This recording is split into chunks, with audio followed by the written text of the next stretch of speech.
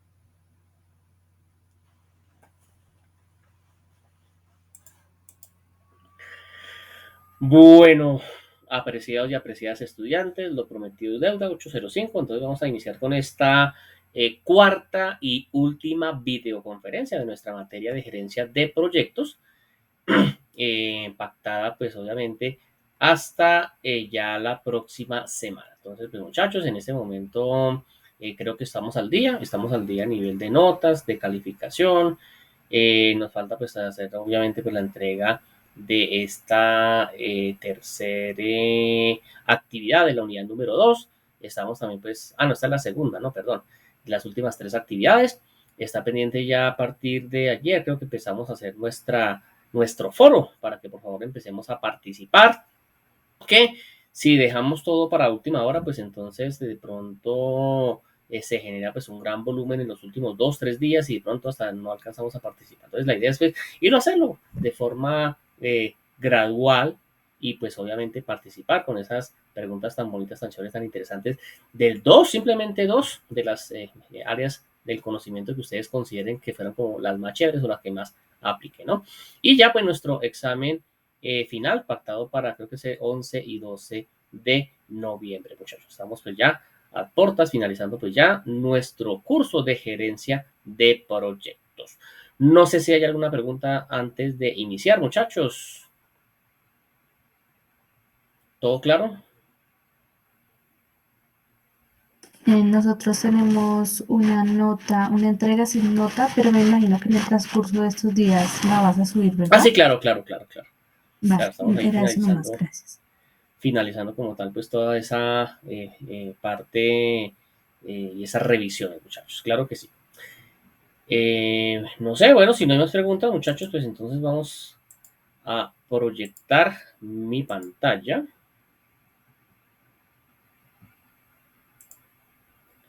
Uy, miren, muchachos, que y verificamos entonces unidad número 2, la videoconferencia de hoy, la actividad 1, del 1 al 6, que esta ya está calificada. Sí falta calificar, creo que es esta nomás. No, perdón, la actividad número 1. Uy, claro, es que la entregaron hace poquito. Pero tranquilo, muchachos, que yo me pongo las pilas para poder entonces calificar. Hoy es día miércoles, de aquí al viernes yo creo que ya está lista esta calificación, pues para que también tengan pues presente pues las mejoras que podemos hacer a nuestros proyectos. Sin embargo, pues recordemos también pues esa forma y esa metodología que tiene pues el PMBOK.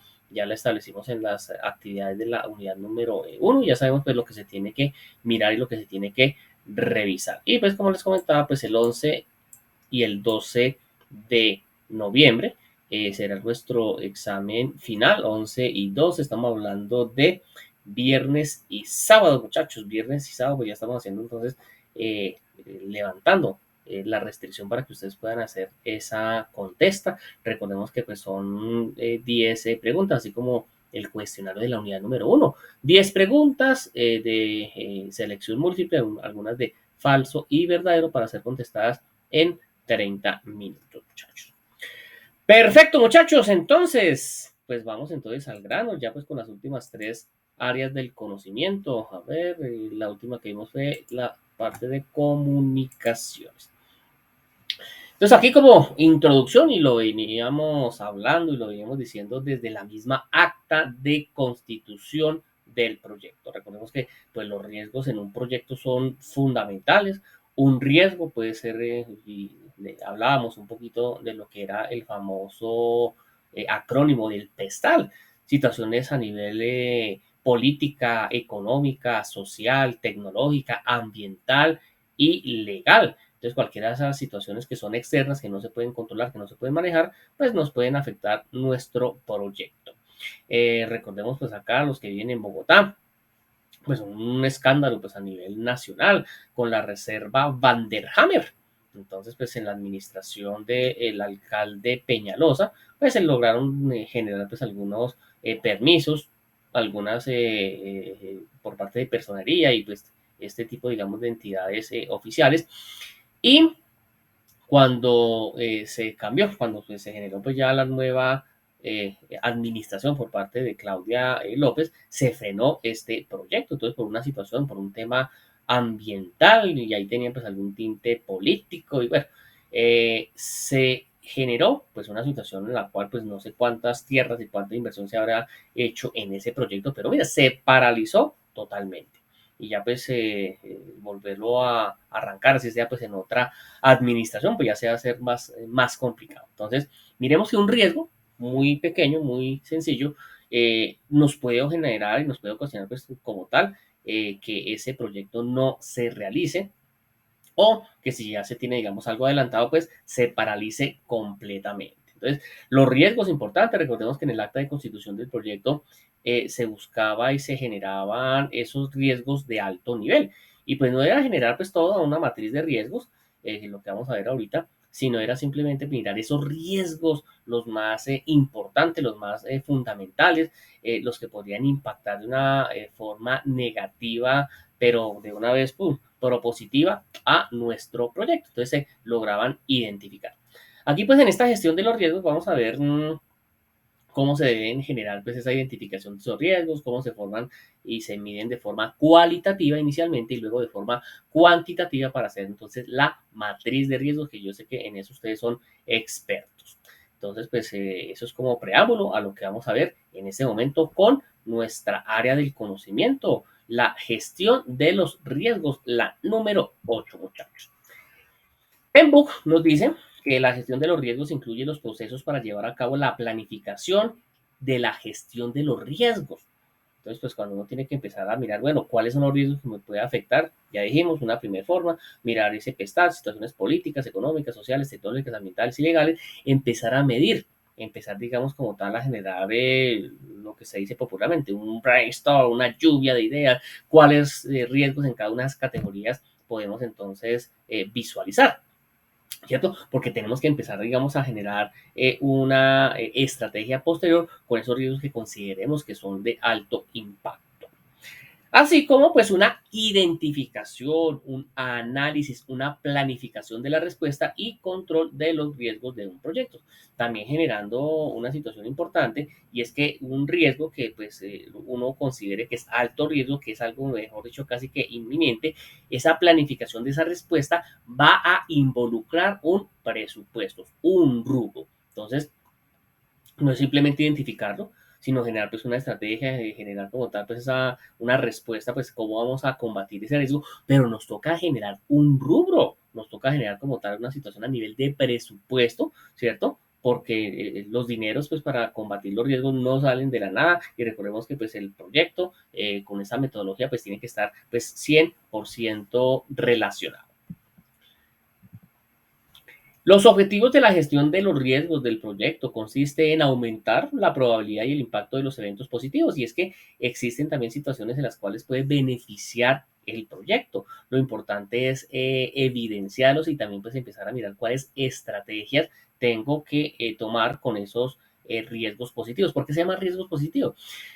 O como comúnmente se llaman las oportunidades, pero es que, ojo, una oportunidad es eso, una oportunidad. Yo, ¿cierto? Como director, como gerente del proyecto, decido si tomo o no tomo esa oportunidad, pero, ojo, si yo no tomo esa oportunidad, alguien más la puede tomar. Entonces, por eso es que se dice y se considera que es un riesgo positivo, sí, un riesgo, ¿cierto? Pero que en algún momento, si yo no logro generar una medición, esa oportunidad se me puede voltear y de pronto hacerme alguna situación en contra, ¿no? En contra del proyecto.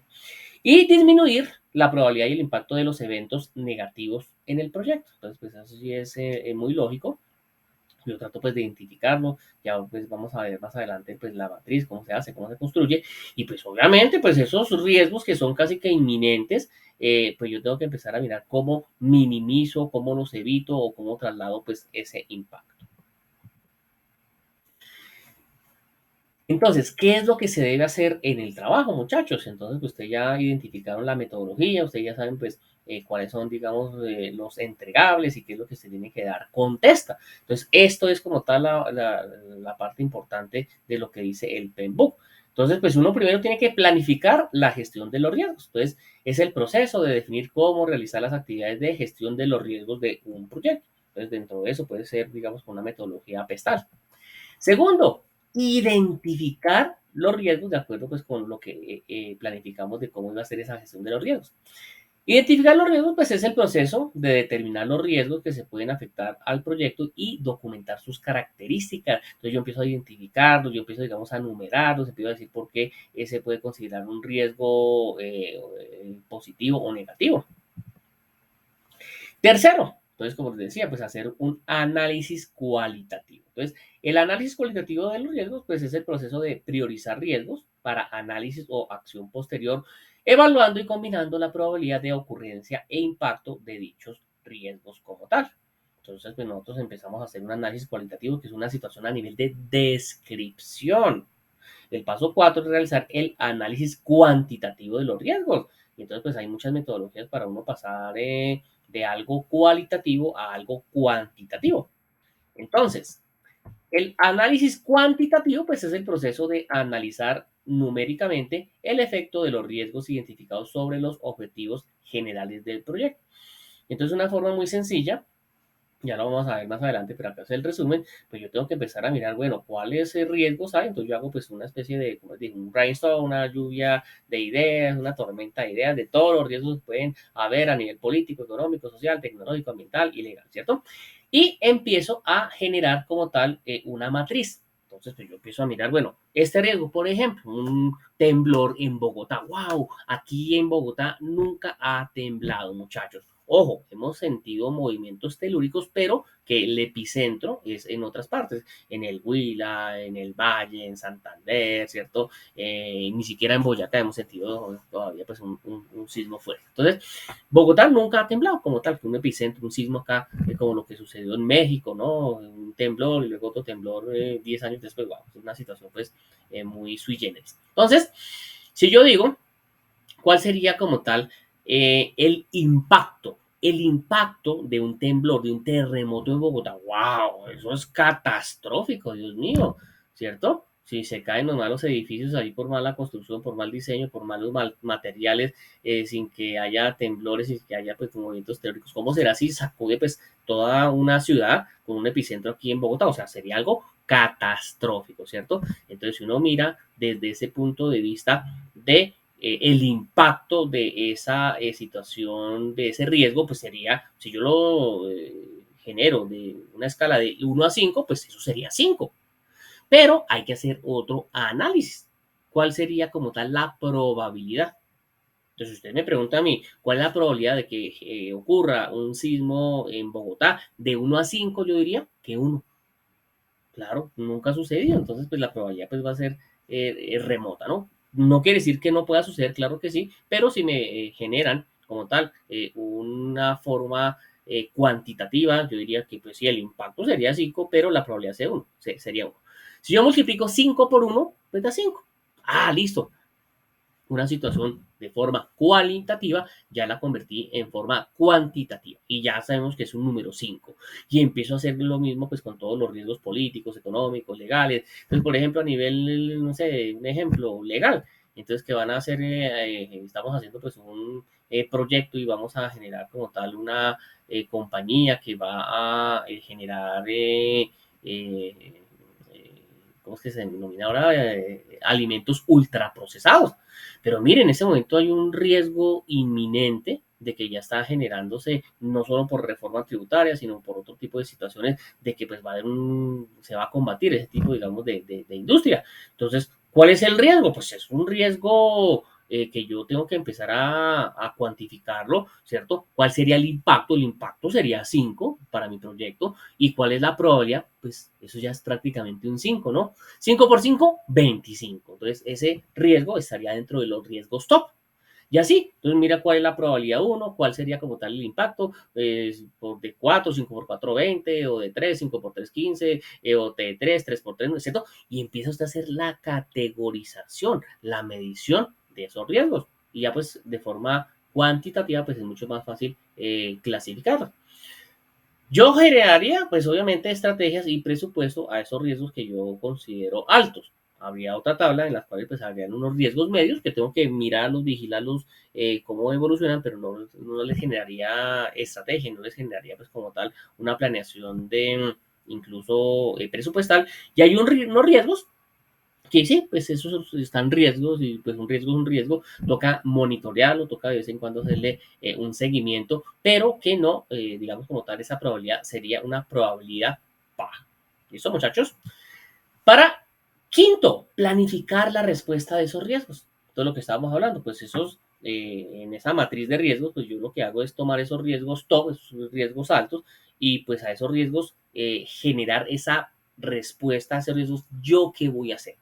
¿Yo cómo voy a contrarrestar? ¿Yo cómo voy a evitar? O alguna de las estrategias que se tienen pues para el manejo de riesgos negativos. Pero a eso también hay que generar presupuestos. Entonces, planificar la respuesta de los riesgos es el proceso de desarrollar opciones y acciones para mejorar las oportunidades y reducir las amenazas a los objetivos del proyecto. Y finalmente, controlar los riesgos.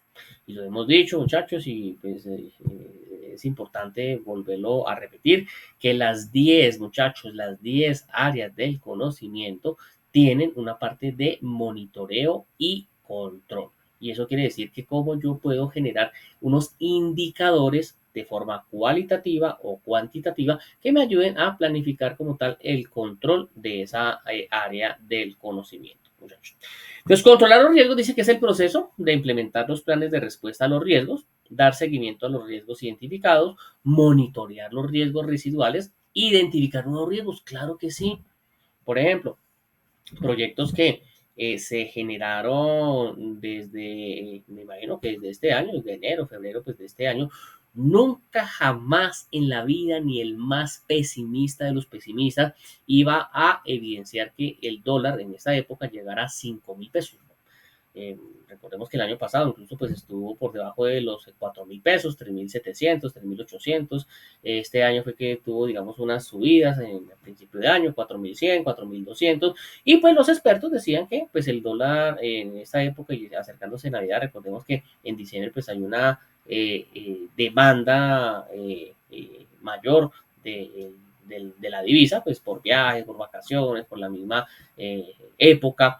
Y pues eso, pues mayor demanda, pues hace que el precio tienda a subir. Pero ni los hechos más escépticos podían decir o determinar que para esta época el dólar iba a subir a 5.000 pesos. Y ya sabemos que mira, que no es una casualidad, sino que ya se está en ese momento pues generando pues una banda, ¿cierto? Esa barrera de los 5.000 pesos y de ahí que sigue subiendo. Entonces, de acuerdo pues con esos análisis, es muy probable que ahorita pues para finales de diciembre el dólar pues pueda llegar a unos 5.500 pesos, muchachos, ¿listo?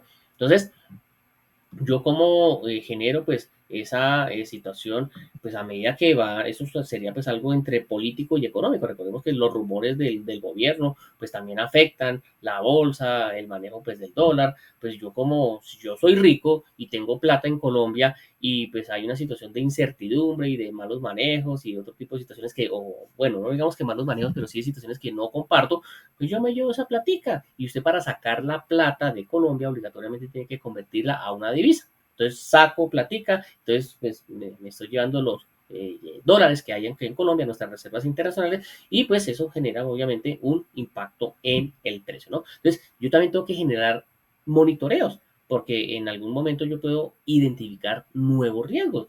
Y pues cuando hubo pues el cambio de presidencia y cuando empezaron, digamos, rumores de que se va a hacer esto, que reforma tributaria, que reforma la salud, que reforma pensional, que reforma agraria, ¿cierto? Pues empezaron a verse en situaciones del mercado. Entonces son situaciones cambiantes y uno tiene que también empezar a mirar esos nuevos riesgos que pueden impactar al proyecto, muchachos. Recordemos que el riesgo de un proyecto es un evento o una condición incierta. ¿Qué es lo contrario de incierto? Pues certeza. Pero ojo, cuando uno tiene algo certeza, una certeza es el 100% de algo en un proyecto, así sea que usted tenga el 99.99999% de certeza, ojo, hay un 0.00001% de condición incierta que pues va a generar un impacto en el proyecto.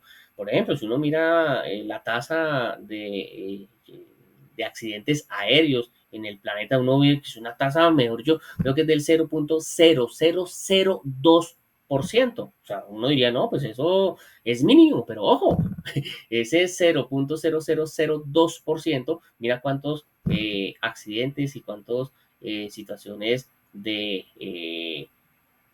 ¿cómo se le llaman? Tiene un nombre técnico a nivel de aviación, cuántos accidentes pues suceden en el mundo, y que pues son poquitos, pero cada uno que genera pues de todos los vuelos comerciales y existentes en el planeta, pues eso genera mucha bulla, ¿no? Entonces, pues hay que mirar esa situación de que pues, los riesgos pues siempre están ahí latentes y en un proyecto pues siempre van a estar ahí. Que esa condición incierta de producirse, pues tiene un efecto positivo o negativo en uno o más de los objetivos del proyecto, tales como el alcance, el cronograma, el costo y la calidad, o sea, la triple restricción. Entonces, si hay un impacto, un riesgo, una situación que me genere mayor costo, pues Dios mío, pues me va a afectar el proyecto, o mayor no sé qué, pues de pronto me va a generar una línea de tiempo un poco pues mayor, pero recordemos que tiempo es dinero. Y si yo tengo que retrasar un proyecto una semana, 2 días, 10 días, lo que sea, pues eso me va a generar más dinero. Un riesgo puede tener una o más causas y de materializarse uno o más impactos. Una causa puede ser un requisito especificado, potencial, un supuesto, una restricción o una condición que crea la posibilidad de consecuencias tanto negativas como positivas. Los riesgos tienen su origen en la incertidumbre, así sea como les dije los aviones, el 0.0002%, que uno dirá, no, pues eso no es nada, pero miren, ¿qué está presente en todos los proyectos? Los riesgos conocidos son aquellos que han sido identificados y analizados, lo que hace posible planificar una respuesta para tal riesgo. Los riesgos conocidos que no pueden ser gestionados de una manera proactiva se les debe asignar una reserva. Entonces, eso es lo que estamos diciendo, muchachos. Esos riesgos que yo considero altos, ¿cierto? No los medios, no los bajos, sino los que yo considero altos, que casi que hay una alta probabilidad de que suceda. Yo tengo que asignarle un presupuesto. Como no es algo materializado, pues yo lo que hago es una situación de una reserva para contingencias, ¿no? Los riesgos desconocidos no se pueden gestionar de una manera proactiva, por lo tanto se les puede asignar una reserva de gestión. Un riesgo negativo del proyecto que sea materializado se considera un verdadero problema, muchachos. ¿Qué nos dice la planificación de la gestión de los riesgos? Pues unas entradas. Ahí recordemos pues el numeral 1.2 en esa primera gestión que hicimos, la gestión de integración, que nos hablaba del plan para la dirección del proyecto y que nosotros realizamos las 10 planificaciones o el 10 acercamientos a las planificaciones de las 10 áreas del conocimiento. Eso nos sirve como entrada para planificar la gestión de los riesgos. El acta de constitución del proyecto, recordemos que en el acta de constitución también generamos unos riesgos de alto nivel, identificamos de acuerdo con nuestra experticia, de acuerdo pues con nuestros estudios, bueno, qué riesgos podrían generar un impacto en el proyecto. Registro de interesados, los interesados también pues, son un riesgo. Hablábamos de pronto un ejemplo de Ecopetrol cuando va a comunidades a hacer pues algún tipo de proyecto de explotación y pues se genera, y ahí pues lo vamos ahorita pues más adelante, los stakeholders, los interesados, y los interesados pues tienen pues unas motivaciones y bueno pues que Ecopetrol nos dé, no sé, nos pavimente las carreteras, que nos dé agua, alcantarillado, acueducto, ¿cierto? Y si no se cumple, ¿qué sucede? Pues un riesgo. La comunidad puede irse en contra del proyecto, bloqueos, sabotajes, etcétera, ¿no? Factores ambientales de la empresa y activos de los procesos de la organización. Herramientas, pues técnicas analíticas, juicio de expertos, que siempre pues estamos teniéndolo en cuenta, o reuniones. Y la salida pues va a ser el plan de gestión de los riesgos. Entonces, la planificación de la gestión de los riesgos es el proceso de definir cómo realizar las actividades de gestión de riesgos de un proyecto. Beneficio clave, pues nos asegura que el nivel, el tipo, la visibilidad de la gestión de los riesgos son acordes tanto con los riesgos como con la importancia del proyecto para la organización. El plan de gestión de los riesgos no es un componente del plan para la dirección del proyecto y describe el modo en que se van a estructurar y se van a llevar a cabo las actividades de gestión de los riesgos. ¿Qué debería tener ese plan de gestión de los riesgos, muchachos, para entenderlo? Pues una metodología que define el enfoque, herramientas, fuentes de datos que se van a utilizar para llevar a cabo la gestión de los riesgos en el proyecto. Hay mucho software, ¿cierto?, que mide esa situación de todas las consecuencias políticas, económicas, sociales, tecnológicas, ambientales, legales, y pues genera como tal unos porcentajes y unas probabilidades. Roles y responsabilidades. Pues define el líder, el apoyo, los miembros del equipo de gestión de riesgos para cada actividad del plan de gestión de los riesgos y obviamente explica sus responsabilidades. Un presupuesto, el cual pues estima sobre la base de recursos asignados los fondos necesarios para la inclusión en la línea base de los costos y establece los protocolos para la aplicación de la reserva para contingencias y la reserva de gestión. Entonces, pues cuando se va a materializar pues un riesgo, pues yo tengo que generar una situación proactiva, ¿cierto? O reactiva, entonces antes de o después de. Pero entonces, ¿cómo yo voy a generar ese uso de esas contingencias, de esas reservas, de ese dinerito que tengo ahí guardadito por si llega a materializarse o para que no se materialice como tal un riesgo? El mismo calendario pues define cuándo y con qué frecuencia se llevarán a cabo los procesos de gestión de riesgos a lo largo del ciclo de vida del proyecto. Establece protocolos para la utilización de las reservas para contingencias, el cronograma y establece actividades de gestión de riesgos a incluir en el cronograma del proyecto. Categorías de los riesgos. Entonces proporcionan un medio para agrupar las causas potenciales de riesgo. Se pueden utilizar diversos enfoques y uno pues de esos enfoques y esas formas para uno categorizar los riesgos es como lo estábamos hablando de cómo convertir un riesgo de forma cualitativa a forma cuantitativa que genere como tal ya una calificación y poder hacer una escala. Definiciones de la probabilidad e impacto de los riesgos. Entonces, la calidad y la credibilidad del análisis de los riesgos requieren que se definan distintos niveles de probabilidad de impacto específicos para el contexto del proyecto. Y finalmente, pues ya la matriz de probabilidad e impacto. Era lo que estábamos explicando ahora, pues una matriz de probabilidad de impacto es una cuadrícula para vincular la probabilidad de ocurrencia de cada riesgo con el impacto sobre los objetivos del proyecto en caso de que ocurra dicho riesgo. Y así como vimos el ejemplo del temblor, ¿cierto? Pueden haber riesgos que pues son latentes, pero que no tienen ningún tipo de significancia, que puede ser, digamos, una probabilidad de 1 o de 2 o de 3, y obviamente pues la situación del impacto pues va a ser bajo, de pronto de 1, de otro, es 1 por 1, 1. Pues esos riesgos se identifican, pero no se les hace ningún tipo de reserva. Entonces, recordemos, las reservas son para esos riesgos altos, casi que inminentes.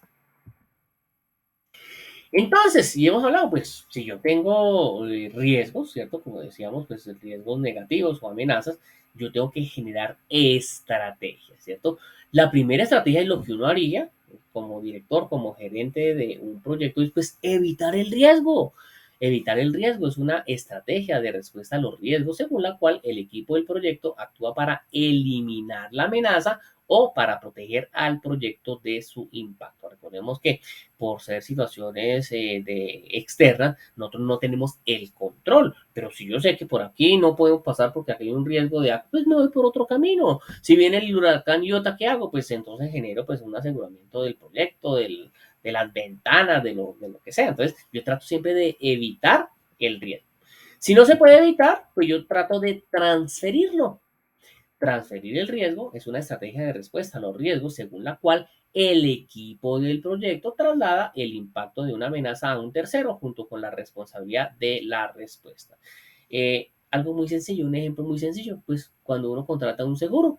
Ah, no, lo que pasa es que pues viene un riesgo para cualquier tipo de situación, pues yo tengo un seguro contra todo riesgo y si viene un huracán, una sonada, un saboteo, viene una manifestación, pues listo, dañaron el proyecto, no sé, pero a mí como tal me responden por la inversión.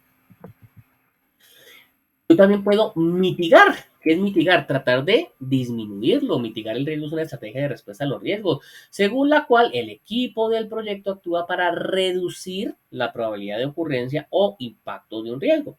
Implica reducir a un umbral aceptable la probabilidad o el impacto del riesgo adverso, ¿no? Y mitigar, tratar de achiquitar. Y finalmente, pues yo llego y genero y miro y estudio y analizo y ese riesgo como que no me da, mejor dicho, no me llega ni a los tobillos. Entonces, pues yo lo acepto. Aceptar el riesgo es una estrategia de respuesta a los riesgos según la cual el equipo del proyecto decide reconocer el riesgo pero no tomar ninguna medida a menos que se materialice.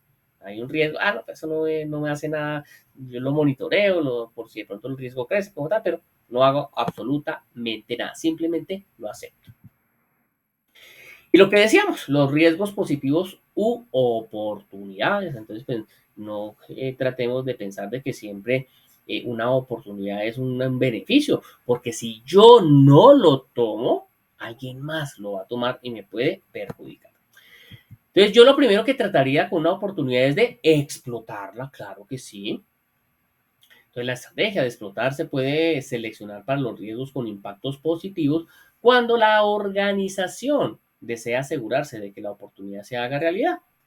Esta estrategia busca eliminar la incertidumbre asociada con un riesgo al alza, en particular asegurando que la oportunidad definitivamente se concrete. Yo tengo una oportunidad, pues lo ideal es que pues la agarre, la tome y mejor dicho, haga maravillas. Pero si yo no la puedo explotar, la puedo mejorar. La estrategia de mejorar se utiliza para aumentar la probabilidad o el impacto positivo de una oportunidad. Y si yo no la puedo ni explotar, ni la puedo mejorar por condiciones, incluso hasta por recursos, pues yo lo que trato es de compartirla. Yo sé algo que está sucediendo en el medio, yo sé una nueva tecnología, de un nuevo equipo, yo sé algo, pero no tengo los medios, no tengo el capital, no tengo el músculo financiero. Pues compártala. Compartir un riesgo positivo implica asignar toda o una parte de la propiedad de la oportunidad a un tercero mejor capacitado para capturar la oportunidad en beneficio del proyecto. Entonces yo pues como decirle, listo, yo tengo una oportunidad y sé que vamos a hacer eso, pero yo no tengo, le digo a un competidor, hoy día recordemos que hay una filosofía que es la competencia, mi competencia, pero la colaboración que yo hago con ellos. Entonces yo le puedo decir a la competencia, venga hermano, yo no tengo el dinero, cómprelo usted, ¿cierto? Usted me da una parte. O venga, es que no tengo todo el dinero, todo el capital que se requiere pues, para tomar esta oportunidad. Yo tengo, no sé, el 30%, usted coloque el 70%, o busquemos otros dos socios y completemos y hagámosle. Pues yo puedo compartir la oportunidad. O simplemente, y al igual que en los riesgos negativos, pues aceptarla. Aceptar una oportunidad es estar dispuesto a aprovechar la oportunidad si se presenta, pero sin buscarla de manera activa. Y hay que, no simplemente es, las oportunidades que da la vida, no, hay que medirlas, hay que mirar esos impactos, qué sucede si no la tomo, ¿cierto? Que no se nos venga en contra, muchachos. No sé si hay alguna pregunta hasta acá. Duda, aclaración, aporte, sugerencia, comentario, muchachos.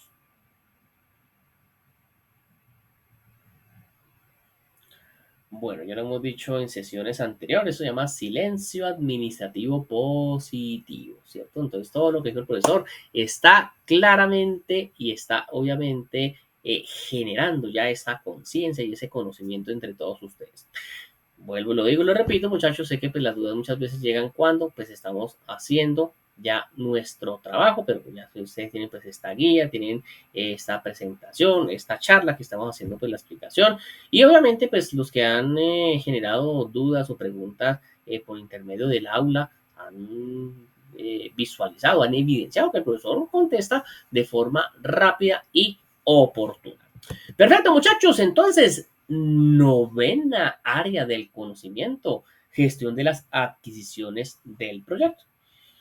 Y así a nivel de introducción podemos decir que las adquisiciones son todas las compras que se deben hacer en un proyecto. Lo único, digamos, que no se hace dentro de esa parte de adquisiciones es el recurso humano. Todo lo que tiene que ver con la parte a nivel de contratación, todo lo que tiene que ver con la parte a nivel de la gestión de los recursos humanos. Recordemos que tenemos el área del conocimiento número 6 que se denomina la gestión de los recursos humanos. Las compras, muchachos, recordemos que muchos proyectos tienen que empezar mucho antes de que se haga esa acta de constitución. ¿En qué sentido? Si yo hacer, por ejemplo, un central azucarero, un ingenio azucarero, muchachos, eso tiene mucha tecnología, tiene muchos equipos, tiene mucha maquinaria, ¿cierto?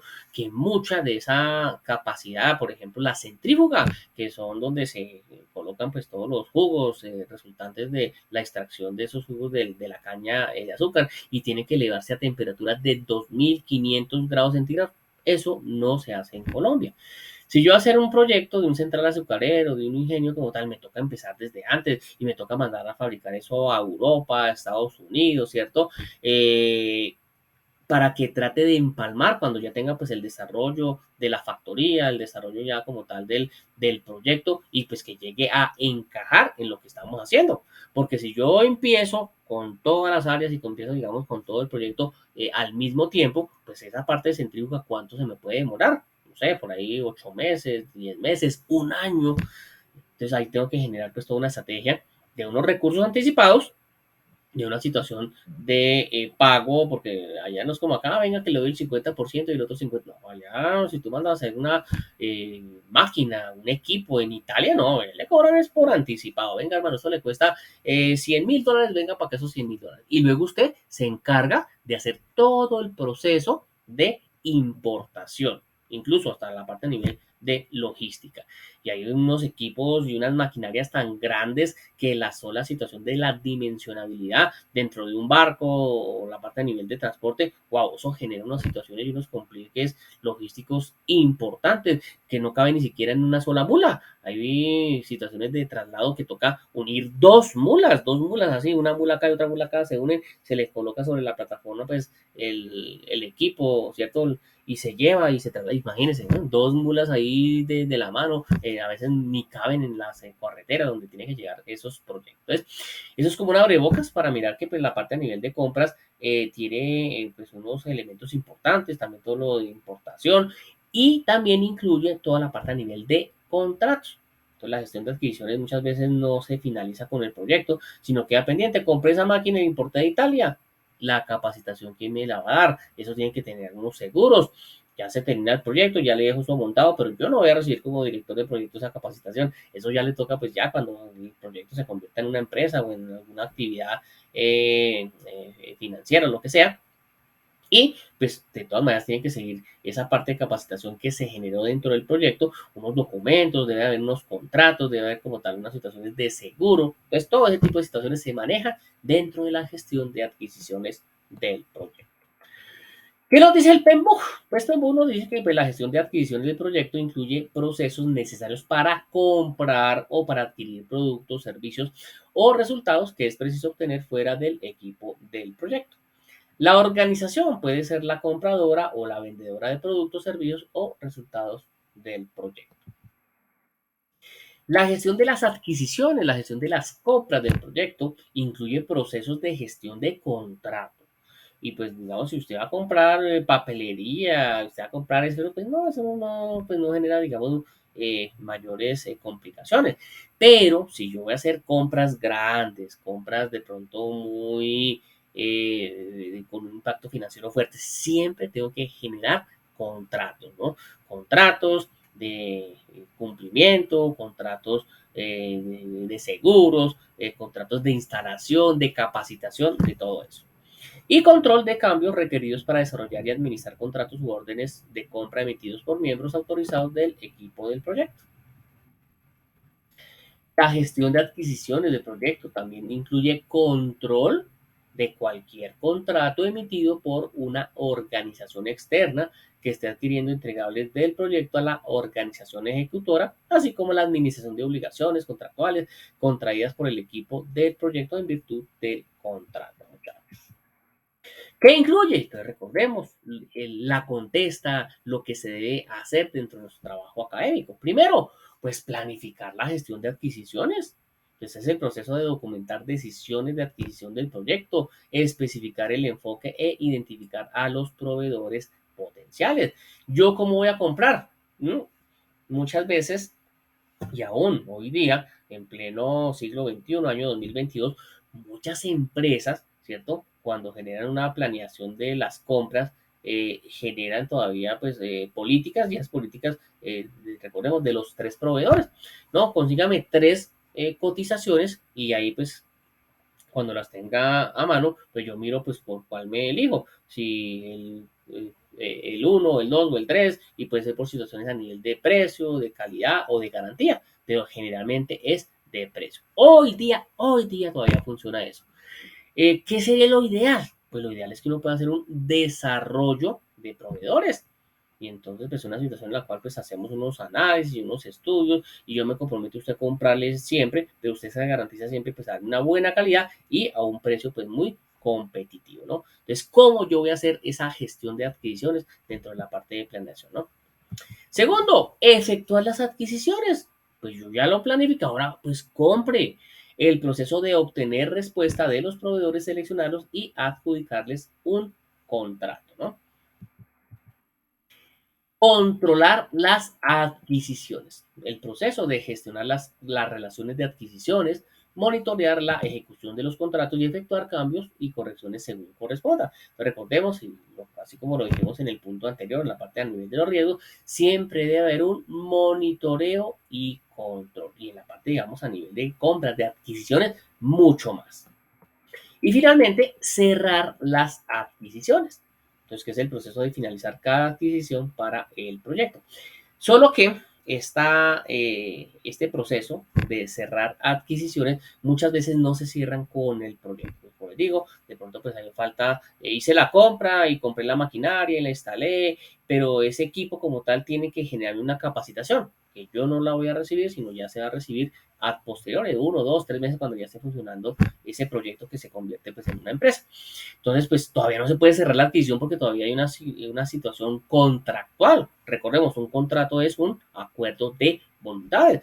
Yo como gerente de proyecto en su momento pues sí, organicé pues todo el central azucarero. Uy, pero yo no voy a recibir la capacitación, sino va a haber otra persona que venga y la reciba, pero sigue funcionando y sigue ejerciendo pues esa parte contractual, siguen generándose esa situación de pronto de seguro, sigue generándose esa situación, por ejemplo, si se pactó que íbamos a traer el experto desde Italia a que nos generara la capacitación y que el proyecto generaba como tal el pago de los viáticos, de los tiquetes, de la estadía. Perfecto, se generan unos compromisos de dinero que se van a ejecutar posteriormente. Entonces, no siempre ese cerrar las adquisiciones va de la mano con cerrar el proyecto. Y hay que dejarlo pues muy claro. Para gestionar las adquisiciones del proyecto, pues tenemos las entradas, el plan para la dirección del proyecto, documento de requisitos, registro de riesgo, recursos requeridos para actividades, cronograma de proyecto, estimación de costos de actividades, registro de interesados, factores ambientales y activos de los procesos de la organización. Herramientas, el análisis de hacer o comprar. Por ejemplo, nosotros estamos haciendo pues un edificio. Estamos haciendo pues un edificio de 10 pisos, 4 apartamentos por cada piso. Necesitaríamos entonces hacer unas cocinas integrales. ¿Qué es más factible para mi proyecto? Yo, ¿cierto? Como proyecto y como agente de proyecto y con el recurso humano que tengo, ponerme a hacer las cocinas integrales o decirle a una empresa experta en cocinas integrales que las haga. ¿Cierto? Pues pueden haber las dos alternativas. En algún momento yo puedo hacer un estudio de costo y digo, no, lo que pasa es que es más económico para mí hacerlas. Ah, pues entonces las hago. Pero ojo, me pongo a hacer entonces 40 cocinas. Uy, Dios mío, entonces se me va el tiempo de la obra en otros aspectos. No, mejor mandamos a hacer. Ay, pero es que mandarla a hacer eh, cada una de las cocinas integrales puede entonces costar X plata. Entonces, pues, ¿qué decisión tomo? ¿Lo hago o lo compro? Y si lo mando a hacer, me puede salir más costoso. O hacer un híbrido. Algunas de las 40 cocinas yo hago 20 y las otras 20 las mando a elaborar. Pero ojo, yo no podría mandar a hacer 20 cocinas con un solo proveedor. ¿Cuánto vale una cocina? Una cocina integral más o menos está en promedio 4 millones de pesos, ¿cierto? 10 cocinas son 40 millones de pesos, 20 serían 80. No sé si de pronto, pues, recordemos que pues, fabricantes de cocinas integrales, pues son más bien empresas pequeñas, no tienen de pronto un capital para soportarlo, o el tiempo, yo necesito que todo eso me lo sé. Entonces hay que siempre tener y enfrentar esas decisiones de hacer o comprar algún tipo de producto o de servicio. Juicio de experto, investigación de mercado si las hay y reuniones para que se genere la salida, la más importante que es el plan de gestión de las adquisiciones. Pues el plan de gestión de las adquisiciones es un componente del plan para la dirección del proyecto, que describe cómo un equipo de proyecto va a adquirir los bienes y los servicios desde una fuera de la organización ejecutora. Describe cómo se gestionarán los procesos de adquisición, desde la elaboración de los documentos de las adquisiciones hasta el mismo cierre del contrato.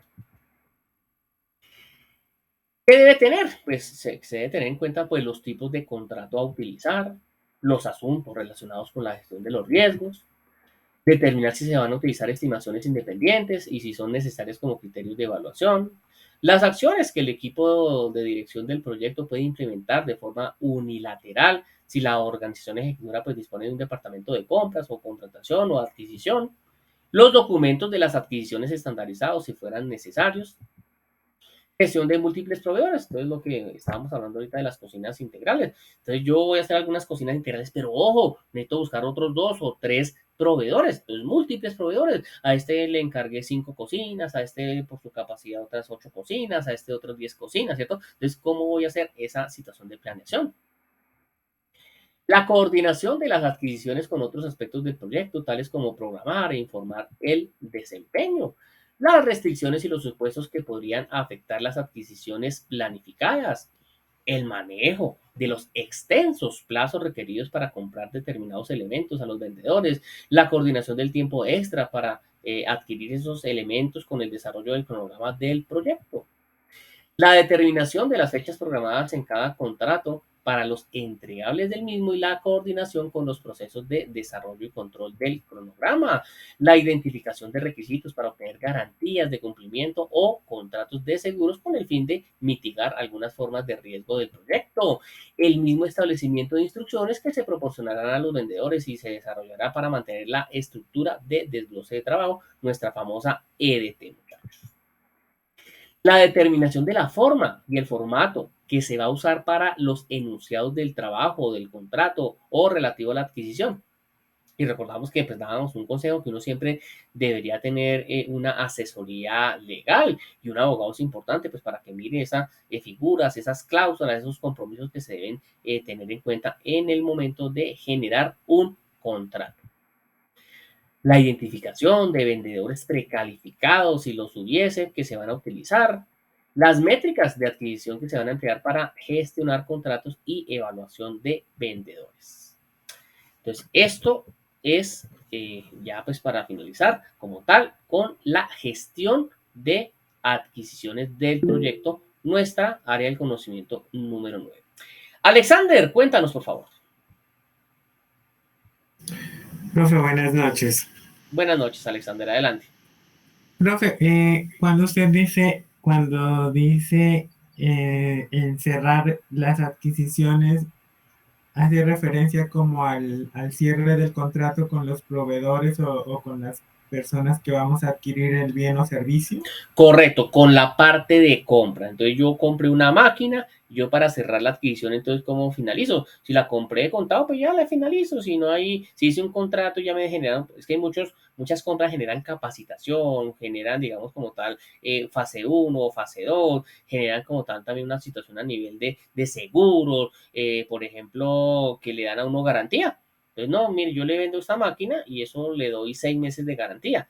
Ay, pero es que mi proyecto empieza al 8.º mes, ¿cierto? Entonces, ¿cómo podemos generar una prórroga de ciertas situaciones del mismo contrato? Porque es que si yo compré esa máquina y me dan 6 meses de garantía desde que la instalan, pero mi proyecto va a funcionar en 8 meses, pues no tengo si de pronto se daña, ¿cierto? Todo ese tipo de situaciones son lo que van dentro de la parte del cierre de las adquisiciones, que como les dije, puede que a veces se demore más del mismo cierre del proyecto. Entonces, muy buena pregunta, Alexander. Muchas gracias. No sé si queda pues más claro.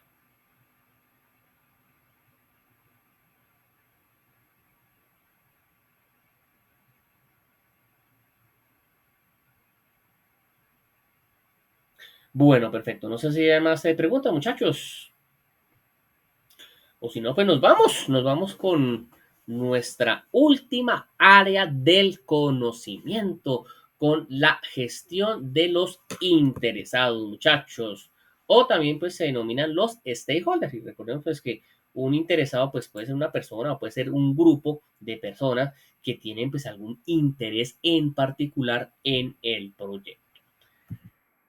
Incluye procesos necesarios para identificar esas personas, esos grupos, esas organizaciones que pueden afectar o ser afectados por el proyecto. Entonces recordemos y pues damos un ejemplo, como le digo, pues uno que nos genere como tal pues esa explicación. Ecopetrol hace un proyecto de explotación en un pueblo por allá bien recóndito.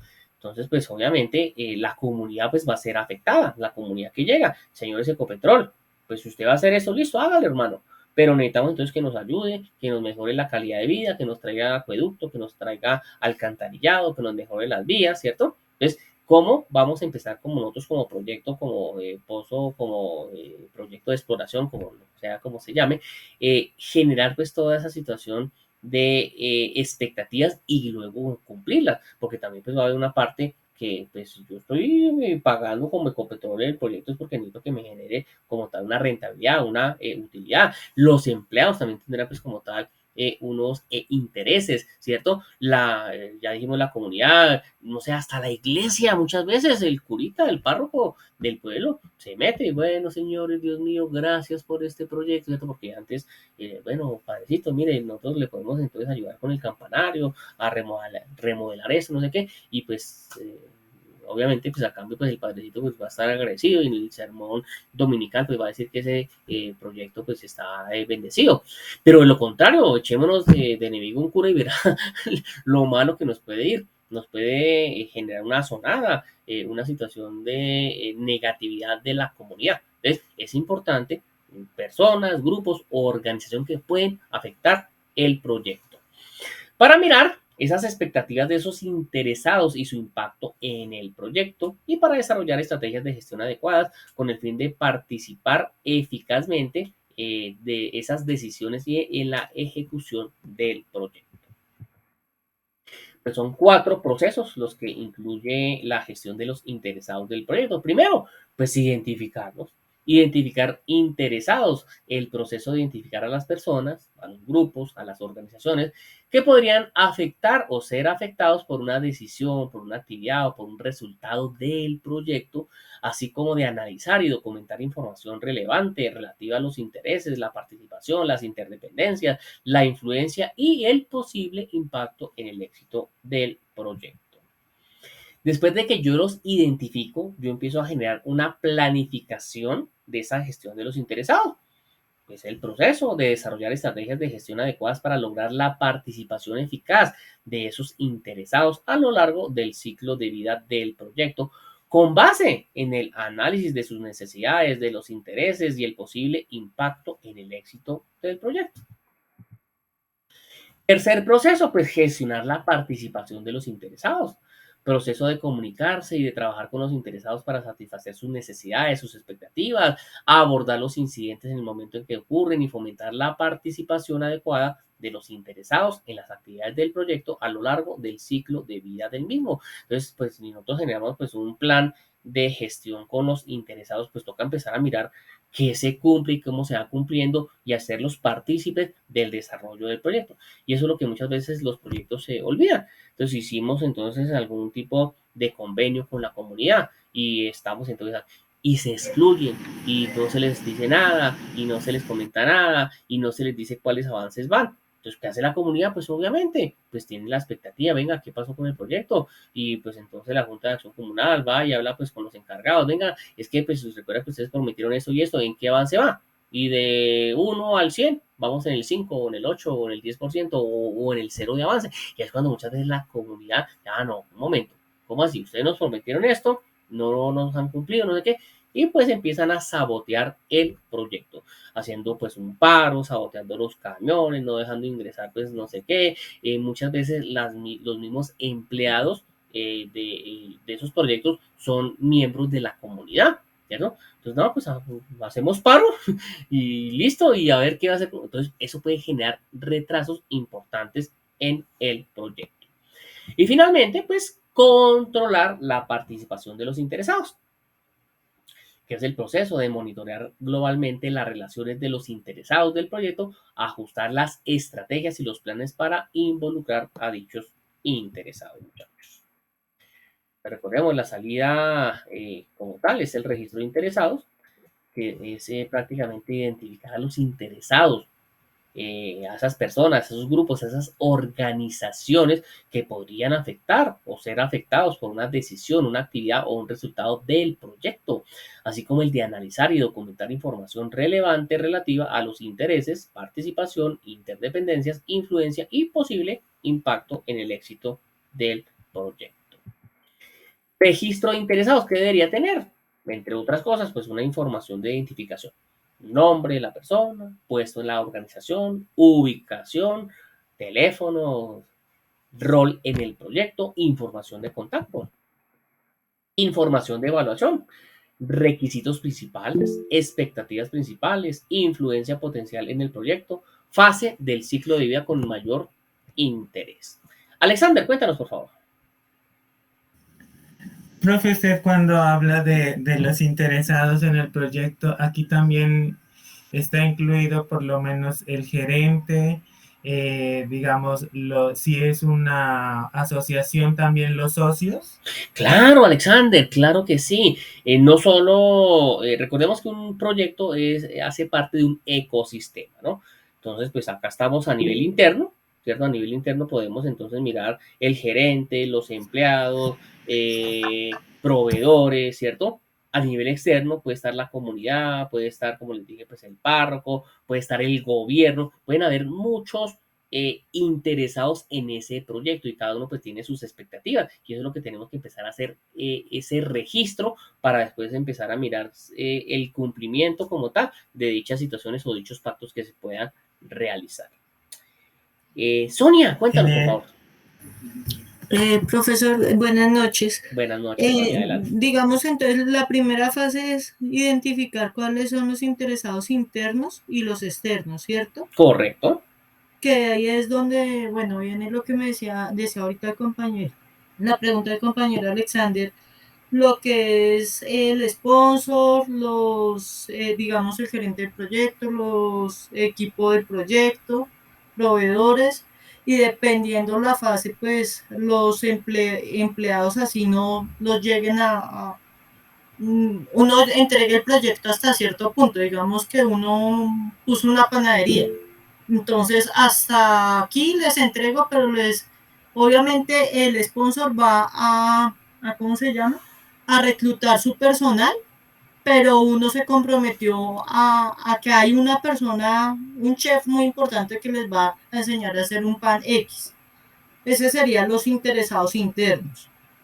Claro, interesados ¿Sí? son internos, los que tú acabas de mencionar, incluso pues... Y los externos, digamos, sería lo que usted dice, la comunidad que abarca pues la parte del párroco, de una otra forma la radio, porque pues dependiendo claro, la publicidad que uno le dé. Una organización civil, por ejemplo, una de protección de animales, una protección de naturaleza, ¿cierto? O Porque sea, pronto... lo que serían las ONGs también, digamos, si Claro. voy a meter los huevos, entonces que los huevos, las gallinas no sufran para tener los huevos, un ejemplo. Sí, claro, claro.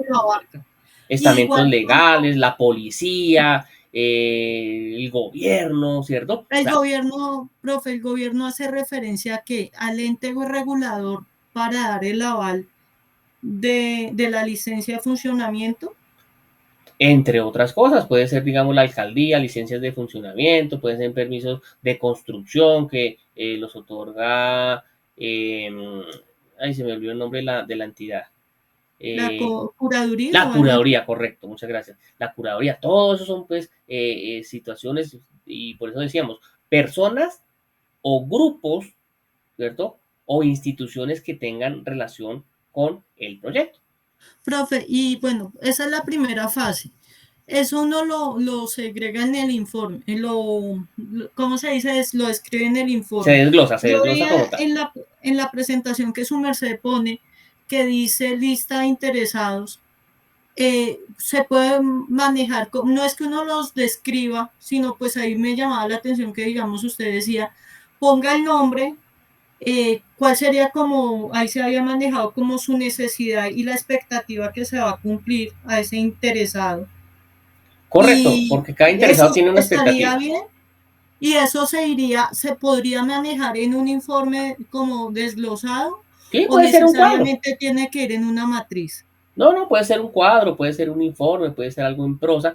Digamos que Pembbook no Es que genera. no dice, no da una buena orientación, qué pena Exacto, que lo Pembbook diga. no da formatos, no da plantilla, solo Pembbook lo que dice es el debe. Usted debe hacer, debe tener, debe registrar, ¿cierto? Pues uno mediante pues Y, lo que hace es en un Word y empieza, digamos, a hacer la contesta de todos esos procesos y procedimientos que exige el Pembbook, pero no hay una y, plantilla. Entonces tú lo puedes hacer como tal, profe, como una matriz o un sí, porque ahí cuadro. decía en el Penbook también lo de la matriz de el poder y el interés. Ujú. Y ahí se segrega que, bueno, uno coloca los cuadros, los 4 cuadros, y uno mira según el interesado, uno lo proyecta si hay que tenerlo informado, si hay que tenerlo Correcto. comunicado. Ujú. Eso también iría en el mismo ejercicio de lo que Claro, usted nos si él es plantea. solo partícipe, si él es un interesado pero que es activo o que de pronto va a influenciar de forma positiva o de forma negativa, entonces hay que tenerlo pues más cerca. Todo ese tipo, digamos, de situaciones es lo que uno trata de identificar en esta gestión. Ok, profe, gracias. Con mucho gusto, Sonia. Alexander, cuéntanos, por favor. Profe, respecto a lo que estaba hablando la compañera, hasta donde yo tengo entendido, digamos, los interesados internos serían como, digamos, todos los que tienen que ver directamente con la creación del proyecto. Ejemplo, digamos, el gerente, bueno, el comité administrativo, los empleados, y los externos serían como ya las personas de afuera, como los proveedores, el medio ambiente, lo que decía usted de las oficinas y todo eso. Correcto, Creo que, digamos no que sé si... pues una forma de identificar clientes o stakeholder internos, bueno, a quién yo le pago dentro del proyecto, ¿cierto? A jefes, a empleados, el mismo sponsor, el mismo director del proyecto son o se consideran como tal grupos de interés de forma interna. Y situaciones que, digamos, el proyecto no paga, ¿cierto? Por decirlo, tener, digamos, una forma más clara, toda la comunidad y todo el medio externo que rodea a ese proyecto, ¿no? Entonces, pues cualquier interesado, y pues no solo son comunidad, como decíamos, de pronto puede ser algún grupo activista de recursos humanos, de recursos o animalistas, ¿cierto? No, lo que pasa es que este proyecto está generando un impacto ambiental, o está generando un impacto no sé qué, o acá hay un animalito que es de la zona, y, ¿cierto? Entonces, todos esos grupos o interesados hay que tratar de evidenciarlos y cuál sería, digamos, como tal, esa forma en que nos puede afectar. Profe, otra cosa, en cuanto decía la compañera que hablaba del poder y eso, pues hasta donde yo estaba investigando es como para encontrar, digamos, como la jerarquía de los interesados para ver, como para hacer un listado jerárquico digamos, del que más poder tiene y el que más interés tiene en él hasta el que menos poder tiene y menos interés tiene. No sé si estoy bien o estoy mal. Sí, digamos lo que refiere Pembu es que se debe generar como tal un listado, ¿cierto? Un listado de todos los interesados que puedan existir, tanto internos como externos. Pero uno, como gerente de proyectos, es el que le va a dar una prelación. Bueno, hay interesados empleados, pero bueno, los empleados están manejándose, los proveedores están manejando. Ay, pero ojo con la Junta de Acción Comunal, porque están generando unas exigencias y puede poner el proyecto en riesgo. Entonces, uno obviamente también, así como lo hicimos en la matriz de riesgos en el numeral 8, acá también tenemos que empezar a generar un listado y pues a nivel de importancia e impacto. Ah, no, pues de pronto el cura, pues no, mire que el señor es muy lindo, muy juicioso, ni se mete con el proyecto ni nada, bueno, perfecto, pero donde sea un activista social y que maneje masas en pro o en contra, pues nos toca tenerlo pues un poquito pues más de cerca del proyecto, ¿no? Perfecto. Albenis, cuéntanos, por favor. Profe, buenas noches. Yo pienso que esos factores internos, o sea, depende también mucho de la gestión del alcance, ¿no? Porque digamos en nuestro caso, relacionar los proveedores, no sé qué tan viable sería, o sea, no sé qué tan viable sería, profe, porque con ellos lo que se van a gestionar son las adquisiciones, pero que sean como tal interesados en el proyecto, no sé hasta qué punto, porque como vuelvo y repito, el alcance no determina que sean de la misma región, sino de otra, por lo tanto no estarían vinculados directamente como interesados. Pero mira, pues, como digo, como se generan tantos proyectos y tantas situaciones, te pongo la siguiente hipótesis. Digamos que, pues, uno de mis proveedores es un proveedor de hierro, ¿cierto? Recordemos que en este momento hay una escasez de hierro en Colombia. Entonces, mi proveedor puede que se vaya con el mejor postor y pueda que no me venda hierro. ¿Cierto? Entonces ahí se convierte también en un interesado, en un stakeholder, porque donde no me provea ese hierro a mí, yo dónde lo voy a buscar si sabemos que en Colombia hay unas necesidades de hierro, de acero importantes. Entonces, por eso también se toman proveedores como grupos de interés. O sea, cualquier persona o grupo o estamento que esté relacionado con el proyecto se puede tomar como un grupo de interés, como un interesado, como un stakeholder. Y uno, pues más adelante es que genera la evaluación, si verdaderamente genera un impacto amplio o simplemente pues es ya va a ver. Entonces, pues uno también pues hace una escala y una clasificación. Y de ahí pues lo que estábamos hablando ahorita pues con la compañera Sonia, de que uno puede generar pues unas matrices y puede generar también pues obviamente unas descripciones de cómo serían pues los impactos que cada uno de ellos va a generar en el proyecto. Ok, profe. Gracias. Con mucho gusto, Albenis. Alexander, cuéntanos, por favor. Profe, pues creo que los proveedores sí son parte del proyecto y son interesados porque, digamos, al fin al cabo, digamos, ellos van a obtener ganancia de las cosas que nosotros les adquiramos, les compremos, mejor dicho. Entonces, de una u otra forma, ellos sí hacen parte de nuestro proyecto y pues para ellos debe ser, digamos, que nuestro negocio sea productivo para que ellos sigan teniendo sigan siendo nuestros proveedores y adquiriendo sus recursos que ellos también les importa. Eso es correcto, Alexander. De todas maneras, como digo, pues Pembu maneja pues una gran y amplia generación de muchísimos proyectos, de muchísimas industrias, de muchísimos sectores. En unos de pronto los proveedores van a ser más fuertes, como el ejemplo que le coloqué a Albenis, un proveedor de hierro, pues más chica, eso es mejor dicho parte fundamental porque hay una escasez. Como de pronto otros proveedores que pueden ser de rutina y pues yo puedo escoger en el medio, en el mercado, al que yo quiera. Entonces, pues cada uno, dentro de cada uno de los proyectos, pues lo va a definir. Y obviamente lo importante es lograr justificar el por qué es o genera pues un impacto fuerte dentro de la situación del proyecto y si hay que tenerlo en cuenta o no. Uno puede hacer una lista de interesados, pero no todos generarle como tal una planificación y un control. Listo, perfecto, muchachos. ¿Alguna otra pregunta? Bastante interesante, pues, el debate. Sonia, cuéntanos, por favor. Profe, disculpe, es que de todas formas yo he estado leyendo y harto sobre eso, porque pues es una parte del desarrollo. Y de pronto me gustaría, si usted me hace el favor y como revisar lo que yo he hecho, ¿sí? Es que es como una retroalimentación. Hay muchas personas que no ha sido el fuerte la gerencia, hemos metido, como se dice, la ficha para aprender, digamos, yo soy personal de salud, y es muy complejo el simple hecho de la presentación de un informe, porque nosotros tenemos otra mentalidad, lo que es un informe, y pues para mí ha sido un reto su clase, la verdad, porque ha sido como empaparme de un área que la verdad es bastante desconocida. Y ante todo, pues está aprender y más que presentarle un trabajo, una retroalimentación anticipada, pues para corregir. Y estaba esperando con ansiedad su clase el día de hoy.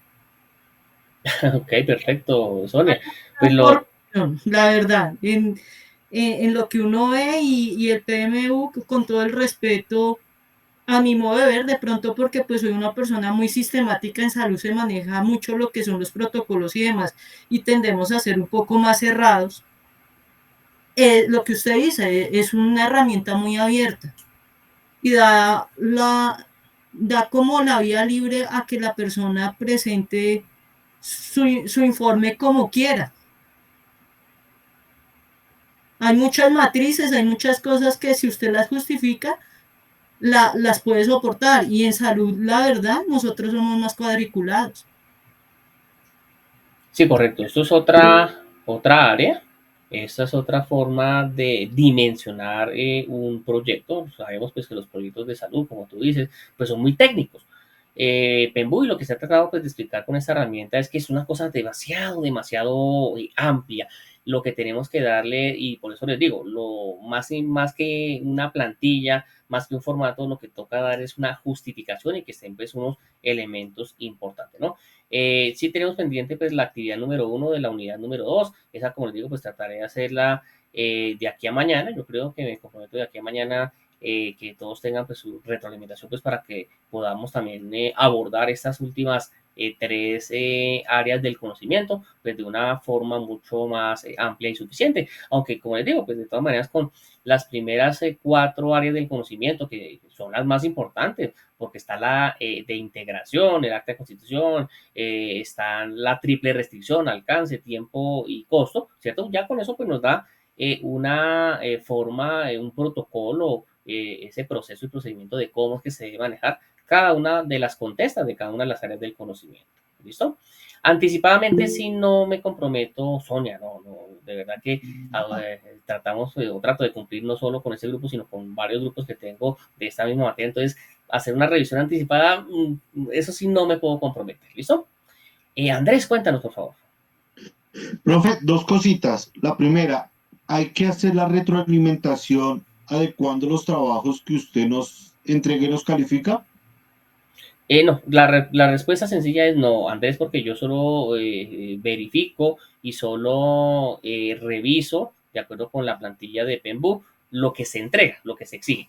Luego, la retroalimentación que se hace de las actividades, de las áreas del conocimiento pasada, ya es para su conocimiento, ya es para su mejora y ya es, digamos, para a título personal, que mire, que de pronto qué oportunidad de mejora puedo tener en el proyecto, pero no es para que yo la mire y genere pues otra revisión u otro análisis, pues no, desafortunadamente, y eso lo dijimos desde el principio, pues no, el curso no da para eso. Miremos que pues acá solo se exigen procesos, cada área del conocimiento tiene unos procesos principales y no estamos pidiendo los subprocesos, porque no, o sea, eso sí sería una cosa muy larga en tiempo y desgaste para ustedes, muchachos. Entonces, el tiempo que nos dan acá, un mes larguito, no genera como tal pues esa minucia, sino estamos viendo un PEMBOK de una forma muy amplia y general y únicamente pues exigiendo los procesos, Andrés. Profe, y lo otro, a ver, ¿existiría alguna posibilidad de no hacer 4 intervenciones en la pregunta en la respuesta del foro? ¿Solo hacer 2? No, eso sino porque es que nos toca mirar la pluralidad de conceptos que hay. Entonces, pues tú defines 2 y simplemente pues ya tomas 4 conceptos de los demás compañeros. Entonces, pues para que mires otras áreas y para que mires otras y pues obviamente para obligarnos a generar esa lectura de cuál es la percepción que tenemos dentro de de esas lecturas de esos compañeros. Y ya esto es fomentar el pensamiento crítico. Entonces, mire, yo considero que sí está bien y tengo que, pues, obviamente argumentar o considero que de pronto hay una oportunidad de mejora por eso y esto. Y 4 no son muchos, Andrés, créeme, y de aquí hasta el 11 es que dejamos la actividad, ¿no? Sí, profe, tiene toda la razón, pero pues lo decía es porque pues algunos tenemos cargas laborales y carga académica. Yo, por ejemplo, yo trabajo en contabilidad y para mí el cierre de mes es del 10 al 15. Y, por ejemplo, ayer trabajé hasta la 1 de la mañana en la empresa. Sí, esta mañana trabajé otra vez normal a las 6:30 y pues en el computador del trabajo me queda muy difícil conectarme para hacer trabajos de la universidad. No, yo sé y lo comprendo, Andrés, pero no, la situación es esa que debemos pues generar esa lectura y ese pensamiento crítico, ¿listo? Listo, profe, válido, muy amable. Con mucho gusto, Andrés. Listo, Gracias. muchachos, no sé si hay alguna otra pregunta. Perfecto, muy dinámica como tal esta charla y esta última videoconferencia, muchachos, excelente. Ya pues para finalizar, pues estábamos ya mirando parte, digamos, de el registro de lo que se debe tener de los interesados, que fue pues, una discusión muy interesante. Esto es simplemente sugerencias. Acá pues lo único que dice el PEBU es que hay que generar un registro, no que deben tener absolutamente esto. Puede ser un formato que ustedes hagan con más información, con menos información, ¿cierto? Ya el diseño es lo que ustedes deben generar, muchachos. Ah, mira, precisamente, gracias. Entonces, no sé si hay alguna otra pregunta, muchachos, duda, aclaración, aporte, sugerencia, aunque bueno, creo que ya debatimos y ya solucionamos pues, varias de esas dudas que teníamos con respecto a todo, con respecto a los interesados, con respecto pues a la metodología de Facebook, con respecto digamos a la parte a nivel de calificación. No sé, muchachos, si queda pues otra pregunta por ahí en el tintero.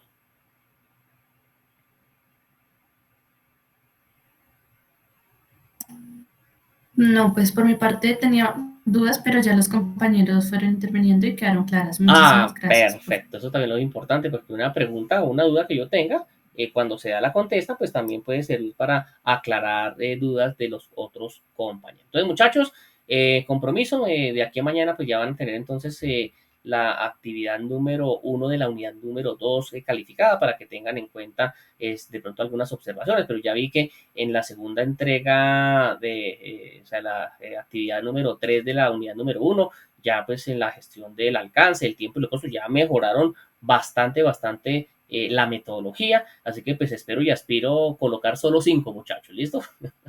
Entonces muchachos, recuerden cualquier duda, pregunta o aclaración que tengan, no duden por favor en hacérmela por el aula virtual. Quienes lo han hecho saben que pues soy, como les dije, pues muy eficiente con eso. Genero pues obviamente las contestas lo antes posible, muchachos. Entonces pues no me queda más sino agradecerles pues por estas dinámicas, por permitirme pues entrar prácticamente a sus hogares. Yo sé que muchas veces me lo han comentado, profesor, mire, lo que pasa es que mi esposo, mi hijo, mi hija se sienta conmigo a escuchar su clase, entonces son situaciones pues motivantes. Entonces muchachos, espero verlos en alguna otra ocasión y como siempre me despido con mi frase célebre, sean felices. Edgar les dice, muchachos, que estén muy bien, feliz resto de noche. Hasta luego, hasta una próxima. Hasta luego, profe, gracias. También esperamos 5. Sí, vamos por esos 5. Bien, hasta luego. Chao, muchachos, que estén muy bien.